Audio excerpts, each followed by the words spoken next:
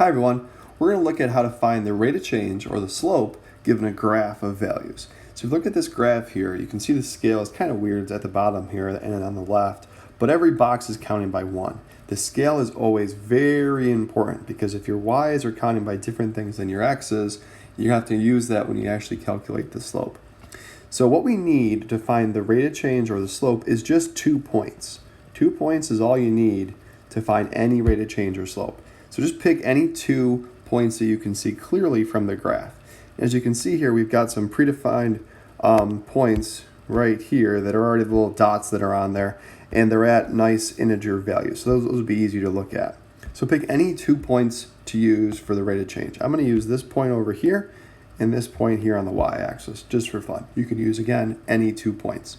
What we want to do to find the slope is look for the ratio of the y change over the x change. And when we're looking at a graph, we call it a little bit differently. We call it the rise over the run. It's the same thing though. What is the x doing, or what is the y doing for every change in x? So if you look between these 2 points, you have to always look at a graph from left to right, like you read a book. So I draw a little person over here to look at what's happening with this line. So there's a little person. Give that person a hat. And we want to see, what is this person doing if they were going to kind of go along this line? Are they going up or are they going down? Because that'll tell us what the sign will be of the slope. And as you can see, this little person would be sliding along the line this way. And clearly that would be going down. So our slope is going to be negative in this case because from left to right, it's going down. If the line went the opposite way, the person would be climbing up from left to right, and that would be a positive slope. But it's not, so we're going to have a negative slope. So make sure when we get to our answer, we got to make sure our answer is negative. So between the 2 points we picked, we're going to find the rise and the run. So we're going to see how far between these 2 dots are we going up and down. That's the rise. And then the run is how much left and right distance.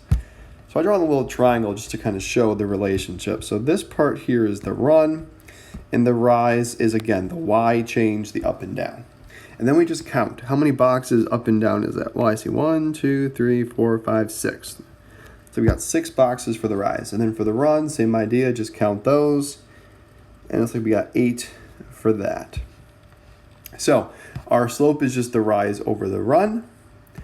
So our answer is 6 over 8. Right? Wrong. We said the slope had to be negative. So we have to always keep track of that. It's very easy to lose that part when you go ahead and actually do the counting. So make sure we make our answer negative because we're going down 6 and right 8. So you could make the rise a negative 6, and that'll help you remember that the slope should be negative. Either way you do it, you got to make sure your final answer has a negative on it because it's decreasing. Negative 6/8 is fine, or we could call it negative 3/4. If you want to just simplify it down, decimals are fine too, but I like fractions, so we're going to leave it like that. You can also see if you use any other 2 points, it'll still match the same ratio. If I pick this point and that point, you can see the negative 3/4 because here's the negative 3 going down and then 4 going over between those 2 points. So no matter what 2 points I pick, it'll always simplify down to the same ratio of the slope of negative 3/4.